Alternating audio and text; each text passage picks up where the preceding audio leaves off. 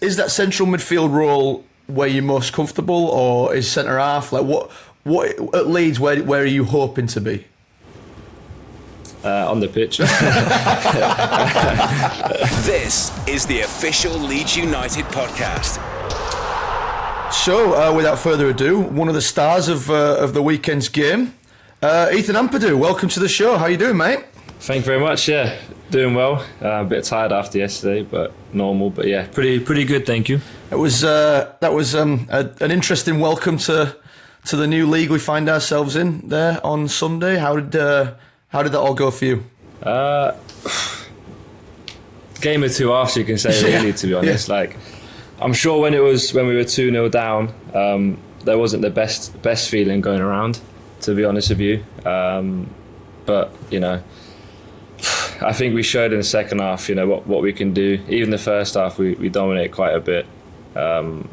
Just they had two chances and scored off both of them. Right, yeah. But that's football at the end of the day. But yeah, definitely the second half could take a lot of positives out of it and a lot to build on. But yeah, it was a good start. I enjoyed my first start at Elland Road. So.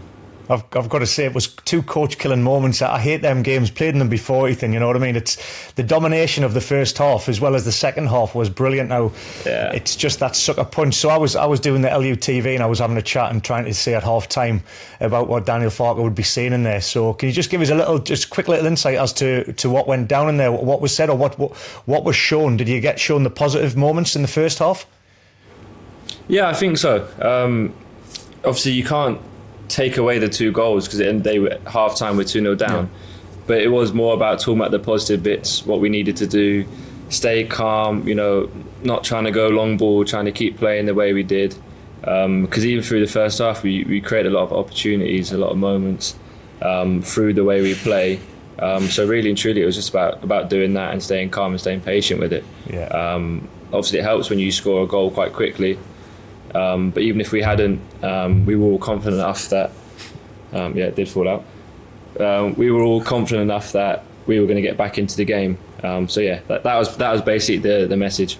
Yeah. Well, I mean, from an outsider and a fan's point of view, I'd much rather watch Leeds United every week than I'm going to be watching Cardiff City. That's for sure. Because if they're playing in my back garden, I'm switching that off. I'm telling you. So it was pleased on me. Say that. Welsh fans might not like me if I agree with that, so I won't say anything. You can sit that one out. That's all right. But it was good to see the second half performance because, you know, and it's something I do want to talk to you about. You know, the Elland Road crowd and the pressure that comes with playing in front of a sellout crowd at Elland Road, particularly after relegation. And so now we're 2-0 down at half time, and a lot of players could wilt under that pressure, but we didn't at all. What is it like when you go out to that crowd? You know, your first your debut in an actual competitive match for Leeds. What's it like going out at half time, a second half, and you're 2-0 down, and that crowd's there? Does that have an added impact of pressure, or do you live off that? Does that help you? Did that carry you in the second half? I think we showed yesterday that we relish it. Right. It gives us the extra push. Obviously last year I was on the other side of it. I was on the bench for Chelsea when you guys had won 3-0 at home. Right. So I already knew that on a good day how amazing the crowd could be.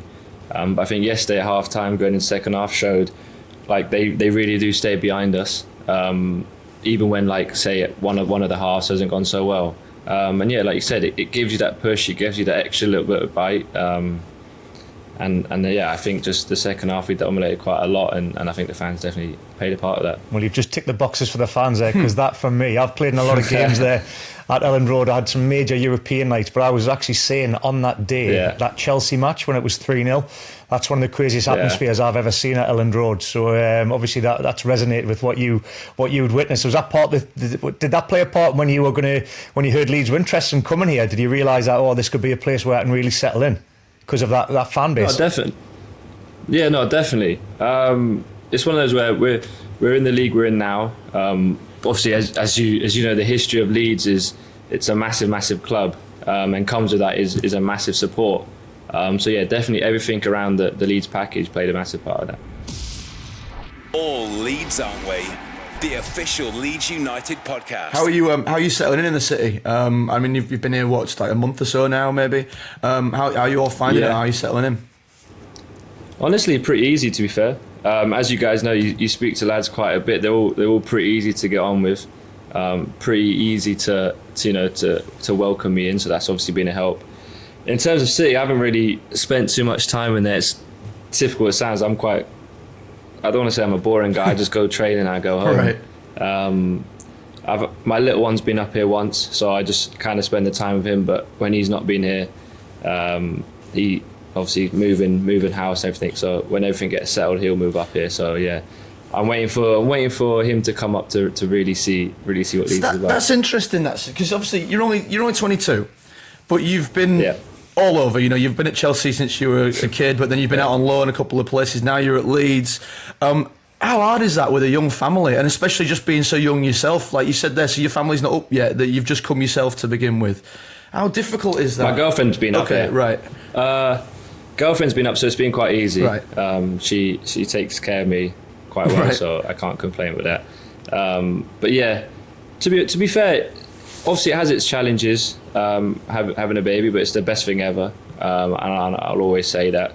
So really and truly, it's just been exciting being able to. He's 11 months now, so he lived in Italy with us last year, obviously. So it was more just exciting to be able to live in a different culture with him. Obviously, you can't really run around or do a lot like that yet, so all that's to come. But for now, it's just been creating the little memories, and it's been exciting to be able to do it here and everywhere. You have one life, so you really and truly got experience as much as you can. Wow. Yeah, I love that, mate. That's probably, you've got to embrace it.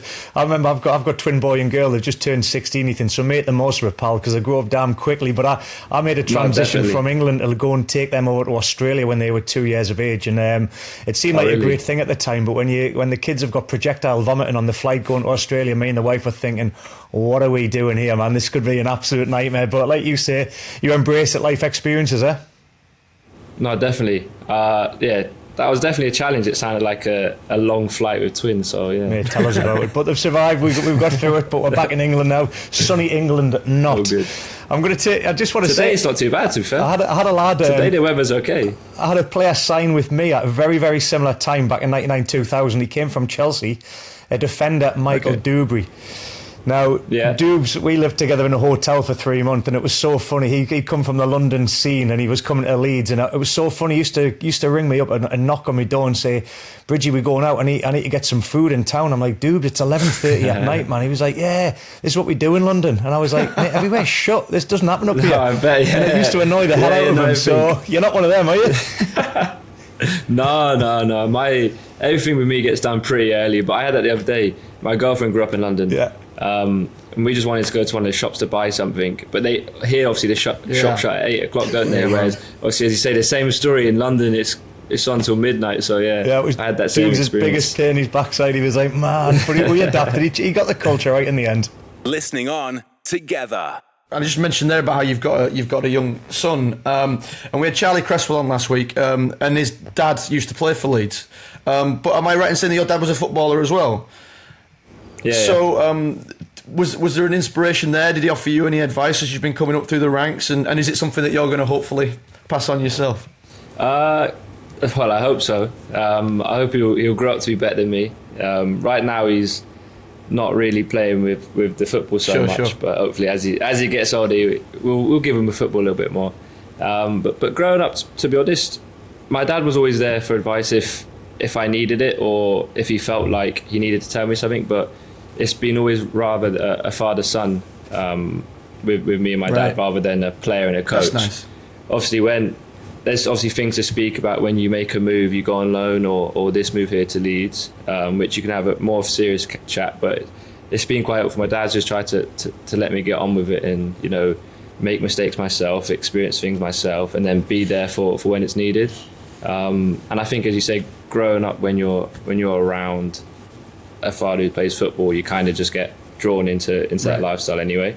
So I think naturally, but then that combined with every kid grows up wanting to be a footballer, I think that just made that sort of attraction to football a little bit stronger. And did he play a major part in you being so grounded? Because I've done some research, Ethan. I've been looking, like youngest player to play for Exeter, youngest player to play for Chelsea. The amount of caps that you've got for Wales, I'm thinking, hang on, this guy, like, how do you stay so level-headed?